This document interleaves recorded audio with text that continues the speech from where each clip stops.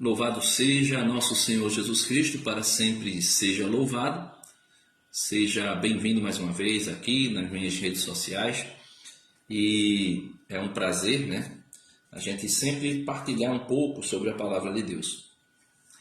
E como o evangelho de hoje é bem provocativo, exatamente por conta de uma pergunta que é feita a nosso Senhor Jesus Cristo, que é a seguinte: Senhor, é verdade que são poucos os que se salvam? Ou, de uma forma mais, uma linguagem mais atual, como eu coloquei aí, Senhor, é verdade que são poucos que entrarão no céu? Essa é a pergunta de alguém que se encontrou com Jesus. E nós estamos vivendo um período em que o mundo tem passado por situações semelhantes, onde a gente olha e pergunta: Senhor, quem se salvará? Quais são os que se salvarão? São muitos? São poucos? Como assim? Como a gente pode ter uma ideia, uma noção de salvação? Então, vamos refletir o evangelho de hoje, que é tirado de São Lucas, capítulo 22, capítulo 13, a partir do versículo 22. Em nome do Pai, do Filho e do Espírito Santo. Amém. Jesus diz assim, o Evangelho narra para nós o seguinte: sempre em caminho para Jerusalém, porque Jesus teria que ir a Jerusalém e concluir a sua missão em Jerusalém, ser crucificado, ser morto e ressuscitar. Então, Jesus estava indo para Jerusalém. Só que esse ir de Jesus para Jerusalém não era um ir de alguém que estivesse a passear, de alguém que estivesse fazendo um turismo, de alguém que estivesse indo àquela cidade histórica apenas para conhecê-la. Na verdade, Jesus já conhecia Jerusalém, tanto é que Jesus disse, e chorou ao dizer isso: Jerusalém, Jerusalém, tu que matas os profetas, quantas vezes eu quis te arrebanhar debaixo de minhas asas, como a galinha arrebanha os seus filhotes, seus pintinhos, debaixo de suas asas. Então Jesus estava subindo para Jerusalém, estava indo a Jerusalém, mas Jesus não ia fazer turismo. Jesus sabia qual era a sua missão. E não somente a missão de Jesus em Jerusalém especificamente, mas a caminho de Jerusalém, Jesus também tinha uma missão, que era exatamente o que é dito. Jesus ia atravessando cidades e aldeias, e nelas ensinava. Então, a missão primordial de Jesus é ensinar. Denis, ele não veio curar as pessoas? Não. As curas foram consequências do seu ensinamento. Quando Jesus curava alguém, ele não curava simplesmente por curar, mas ele curava para ensinar. Não somente ensinar aquele a quem ele curava, como aqueles que estavam ao derredor. Então toda cura, todo milagre, todo sinal que Jesus realizara é projeto redentor de sua missão.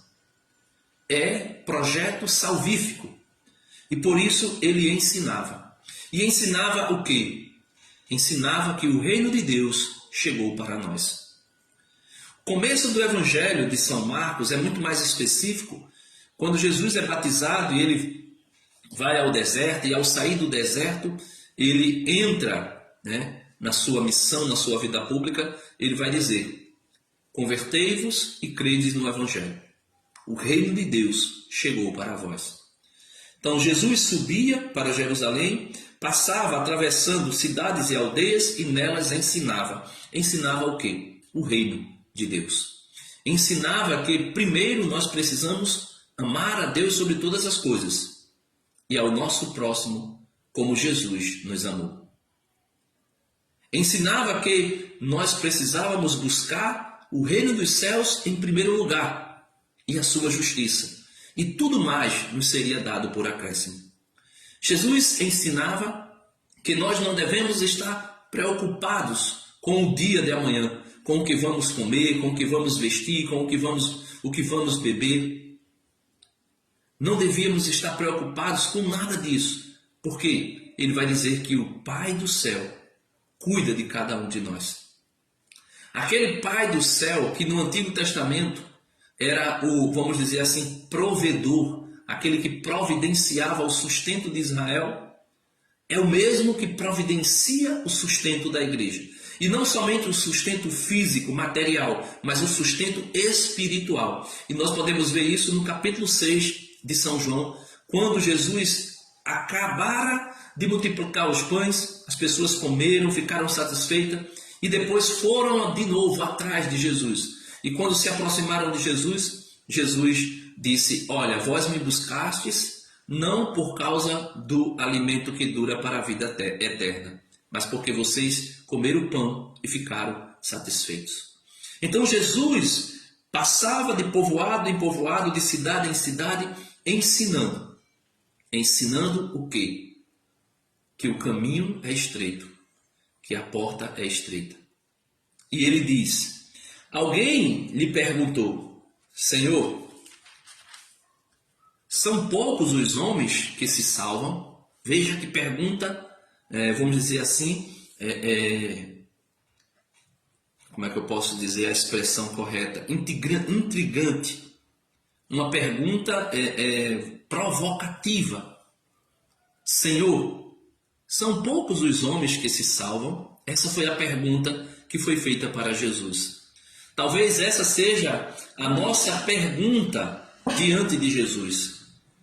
Vendo o mundo da maneira que está, nós talvez possamos perguntar: Senhor, quem se salvará? E Jesus vai dar suas orientações aqui para aqueles que querem entrar no reino dos céus. Ele, Jesus, respondeu: procurai entrar pela porta estreita. Veja, procurai entrar pela porta estreita. Por que Jesus diz procurai entrar pela porta estreita? Por que Jesus diz procurai entrar pela porta estreita e não pela porta larga? Bom dia, primo. Por que Jesus diz procurar entrar pela porta estreita e não pela porta larga? Hoje existe uma mentalidade, um pensamento a respeito de Cristo, de que todo mundo será salvo. Todos, independente de cor, de raça, de religião, independente de ideologia que siga, independente da maneira que tenha vivido, todos se salvarão. Essa, pelo menos, é a mentalidade que o mundo tem apresentado sobre Jesus. Mas a pergunta que foi feita a Jesus é verdade que são poucos? Desculpa. São poucos os que se salvam? A pergunta foi feita, foi essa. Jesus vai dizer: se você quer saber qual é o caminho da salvação, se você quer saber quem se salvará, eu vou te dizer. São aqueles que entrar pela porta estreita. Por isso ele diz: procurai entrar pela porta estreita. Porque digo-vos, muitos procurarão entrar e não conseguirão. Veja, muitos procurarão entrar e não conseguirão. Por que meus irmãos, que tanta gente, que muita gente, procurará entrar pela porta estreita e não conseguirá? Porque vão querer entrar pela porta estreita, carregando nas suas bagagens o que não convém, o que não é de Deus, o que não leva para o céu, o que não permitirá entrar pela porta estreita. Jesus disse outro dia assim: bom dia, Rosiane Viana, bom dia. Jesus disse uma vez que é mais fácil um camelo passar pelo fundo de uma agulha, né? O camelo são duas coisas, né? O camelo é o próprio animal mesmo, o animal camelo, né? E também é aquelas cordas que são bem grossas que amarra os navios no porto.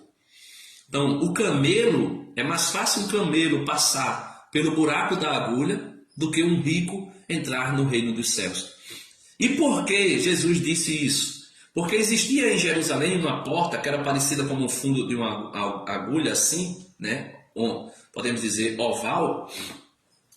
E as pessoas quando iam passar, bom dia, Bia. Obrigado, estou bem melhor, graças a Deus. Mas ainda está complicado ainda, vê se está inchando muito o pé, né? E é bastante dolorido ainda na fisioterapia. Ainda estou mais, obrigado, Deus abençoe e continue rezando por mim, viu? Eu vi teu menino aí, tá muito lindo, Deus abençoe. Então aquela porta estreita, que Jesus disse que é mais fácil um camelo passar pelo fundo da agulha do que pelo buraco da agulha, essa porta ela parece o fundo de uma agulha, era uma porta que dava acesso a Jerusalém. E aqui Jesus está subindo para Jerusalém. Então quando chegava alguém rico ali, e o camelo estava carregado de muitos bens, era necessário tirar do camelo aquela carga, e somente assim o camelo poderia passar pelaquela porta estreita. Então, quando Jesus diz, procurai entrar pela porta estreita, porque digo-vos, muitos procurarão entrar e não o conseguirão. Por que não conseguirão? Porque vão estar apegados com as coisas daqui, desse mundo. Vão estar apegados com as coisas que o mundo tem oferecido. Vão estar apegados com as obras da carne. O apóstolo São Paulo, escrevendo aos Gálatas, no capítulo 5, capítulo 5, deixa eu encontrar aqui. A partir do versículo 16, o apóstolo São Paulo, escrevendo aos Gálatas, no capítulo 5, a partir do versículo 16, dá para nós, né, uma boa visão do que são as obras da carne, do que são essas coisas que nós estamos apegados aqui e que nos impede de passarmos pela porta estreita. Porque Jesus diz no Evangelho, muitos tentarão passar pela porta estreita, mas não conseguirão. Então veja comigo aí, carta de São Paulo aos Gálatas, capítulo 5, a partir do versículo 16. Digo, pois, deixai-vos conduzir pelo Espírito, e não satisfareis os apetites da carne. Porque os desejos da carne se opõem ao do Espírito, e estes aos da carne, pois são contrários uns aos outros.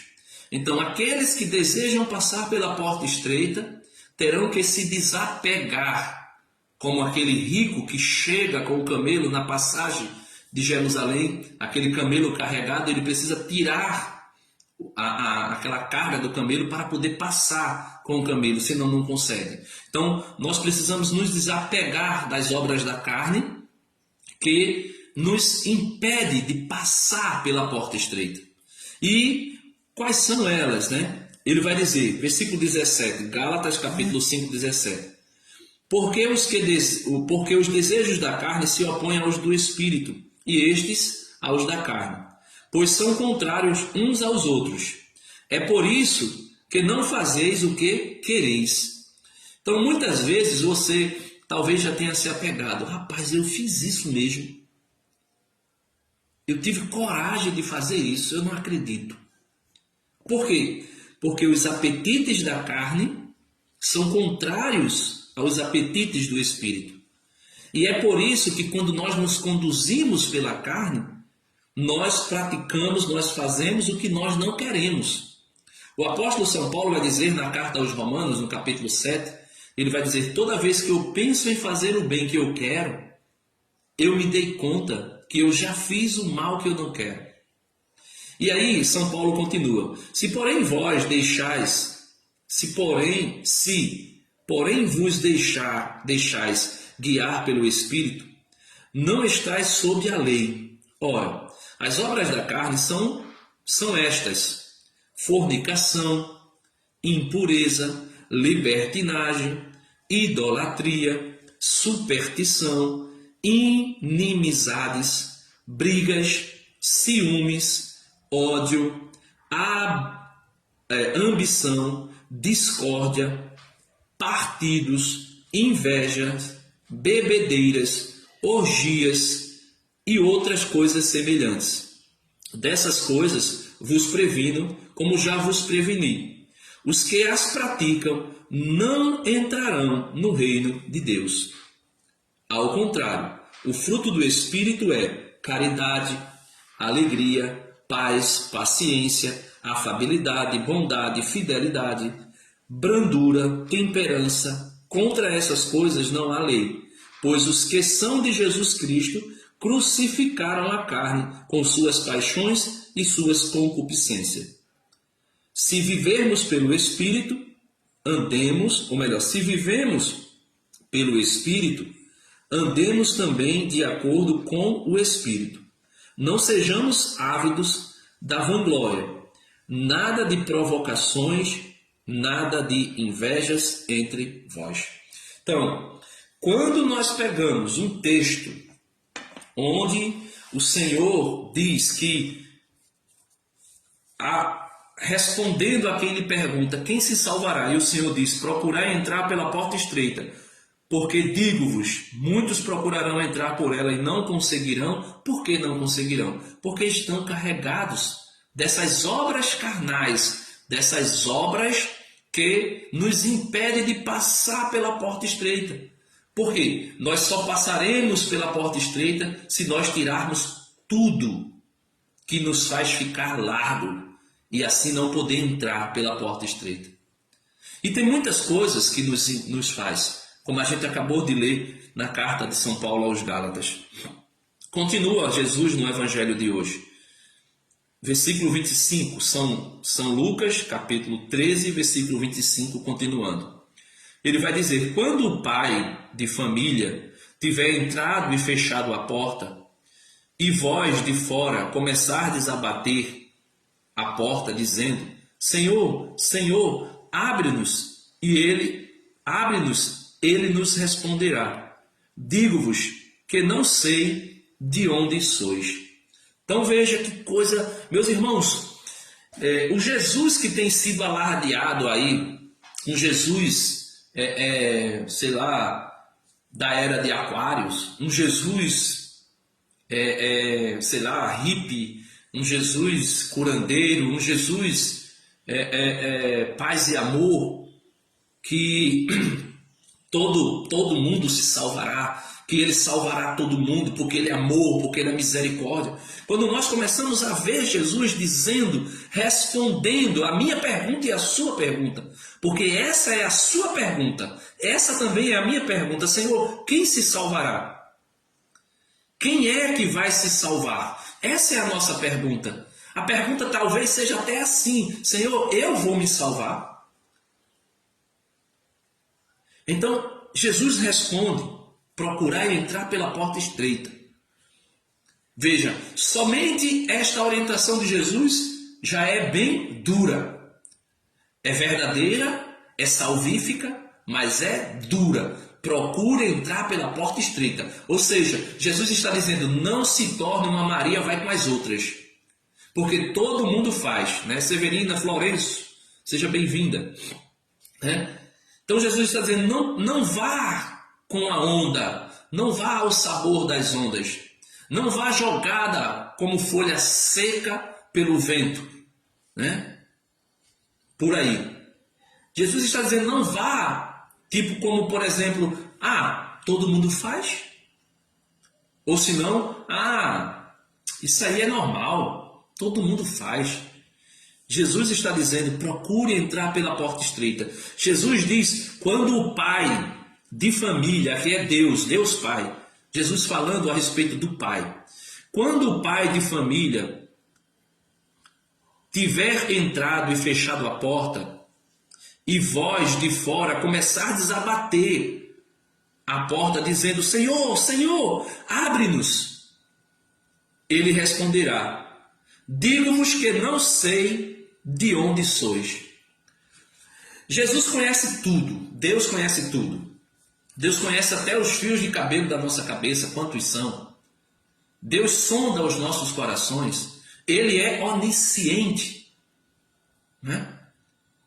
Ele é onipotente, Ele é onipresente. Severina, bom dia, na paz de Jesus, amém. Então Ele é onisciente, Ele é onipresente, Ele sabe de todas as coisas. E como é que Jesus vai dizer, olha, afasta daqui porque eu não te conheço? Afasta daqui porque eu não te conheço. Eu não sei quem tu és. Vai acontecer, meus irmãos, aquilo que aconteceu no Evangelho de São Mateus, no capítulo 25 de São Mateus. Eu não vou ler, eu não vou explicar. Eu vou somente ler para você entender porque Jesus disse que vão bater, bater, bater, vão gritar, Senhor, Senhor, abre-nos a porta, e Jesus vai dizer, eu não te conheço. Veja por que irão bater a porta e Jesus não irão abrir. Veja. Então, Mateus 25, para entendermos melhor o que Jesus está dizendo quando ele diz que baterão na porta e ele não abrirá, porque não os conhecerá. Então, o reino dos céus será semelhante a 10 virgens que saíram com suas lâmpadas ao encontro do esposo. 5 dentre elas eram tolas e 5 prudentes. Tomando suas lâmpadas, as tolas não levaram óleo consigo. As prudentes, todavia, levaram de reserva vasos de óleo junto com as lâmpadas. Tardando o esposo, cochilaram todas e adormeceram. Veja, todas cochilaram e adormeceram. Não foi somente as tolas que cochilaram. As prudentes também cochilaram. Na nossa vida nós daremos cochilos. Na nossa vida nós daremos alguns cochilos, ou seja, nós cairemos. Mas é preciso voltarmos a reconciliar-se com o Senhor.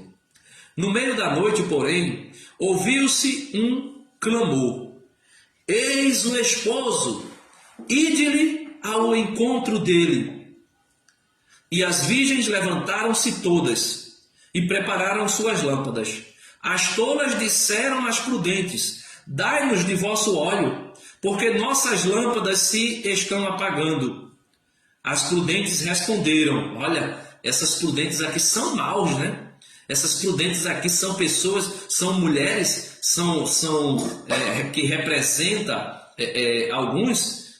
elas são injustas, elas são ruins, elas são perversas. Veja, versículo 8, as tolas disseram às prudentes, dai-nos de vosso óleo, porque nossas lâmpadas se estão apagando. Versículo 9, as prudentes responderam, não temos o suficiente para nós e para vós. É preferível irdes aos vendedores, a fim de o comprar para vós. Ora, enquanto foram as imprudentes comprar o óleo, veio o esposo.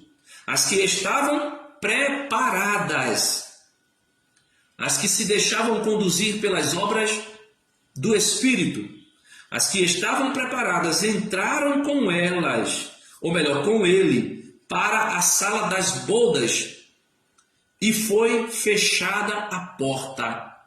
A mesma expressão que Jesus disse. Procurem entrar pela porta estreita.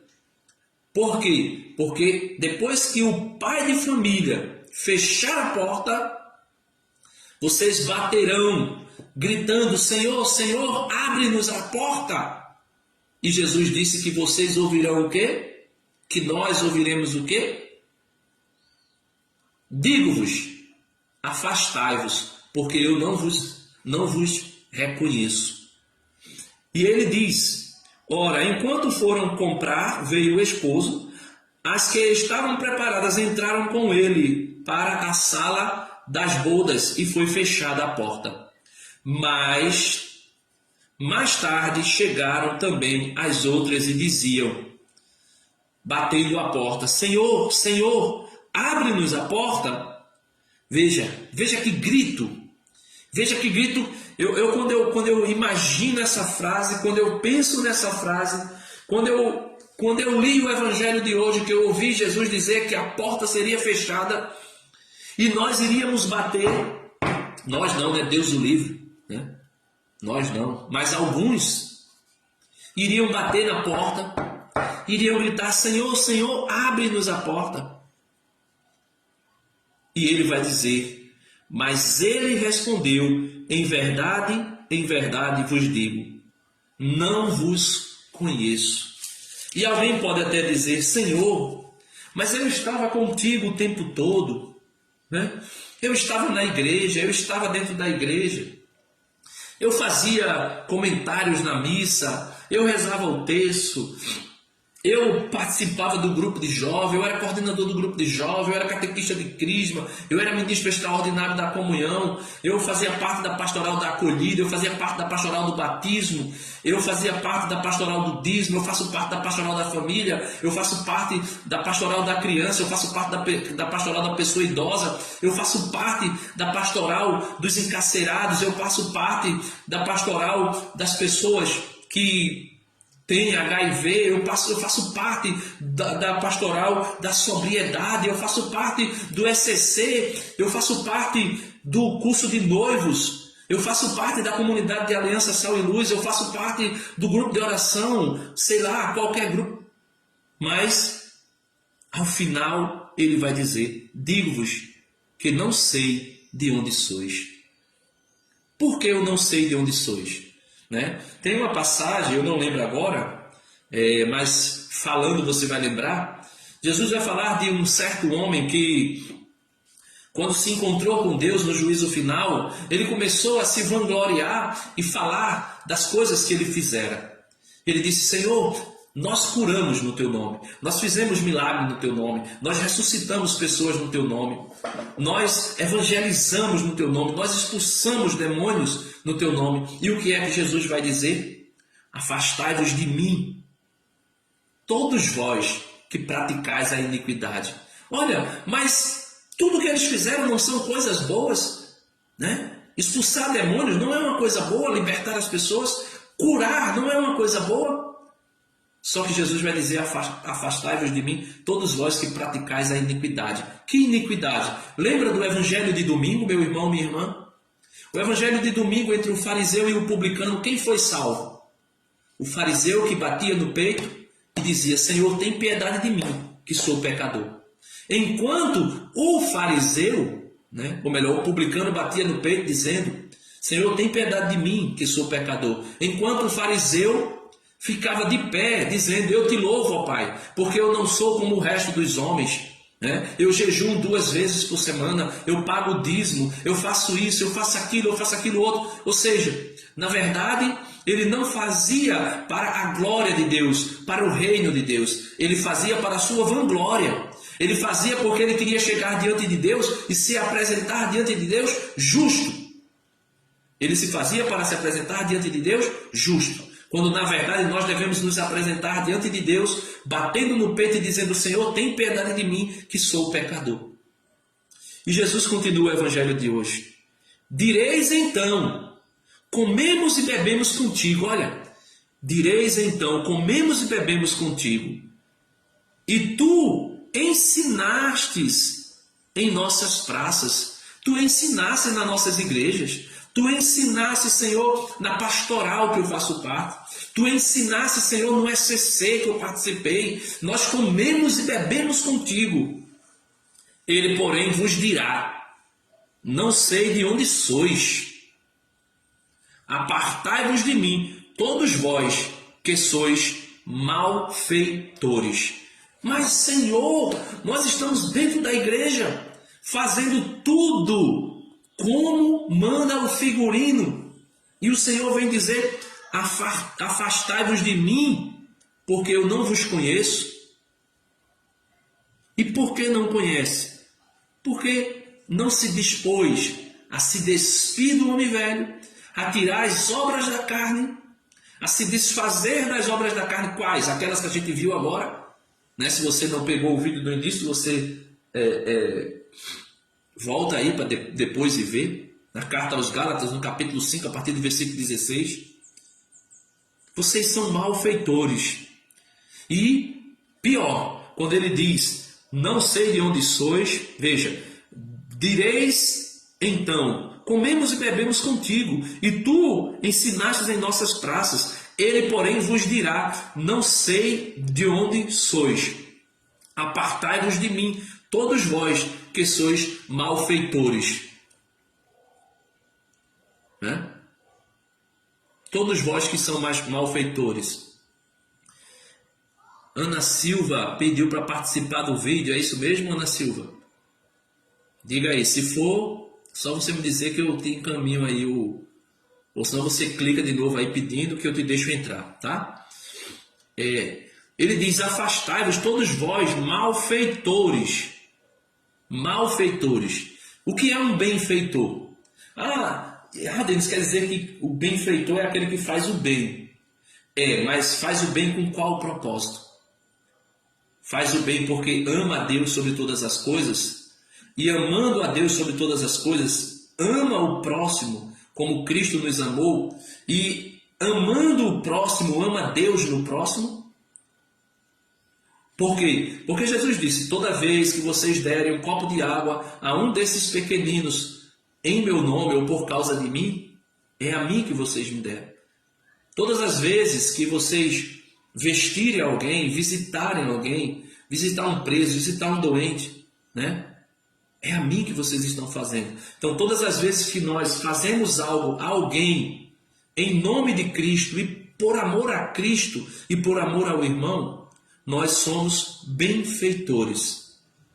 E aqui é onde entra a diferença do pensamento protestante e do pensamento protestante e do pensamento católico. Porque o protestante pensa que o católico, quando fala de obras, pensa que a gente está falando de ser observador aos moldes dos fariseus e achar que seremos justificados porque nós cumprimos as regrinhas ali dos 10 mandamentos tão somente. Não.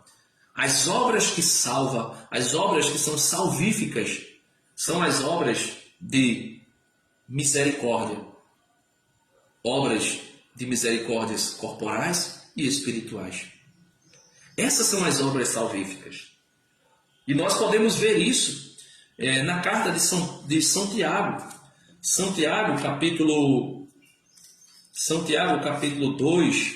Né? Deixa eu encontrar aqui. Carta de São Tiago, capítulo 2. A partir do versículo 14. São Tiago vai dizer assim: de que aproveitará, irmãos, a alguém dizer que tem fé se não tiver obras? Acaso essa fé poderá salvá-lo? Se a um irmão ou uma irmã faltarem roupas e alimento cotidiano, alguém de vós lhe disser, disser àquele que está faltando roupa e alimento: ide em paz, aquecei-vos e fartai-vos. Veja, está faltando roupa para que ele se aqueça. Está faltando alimento.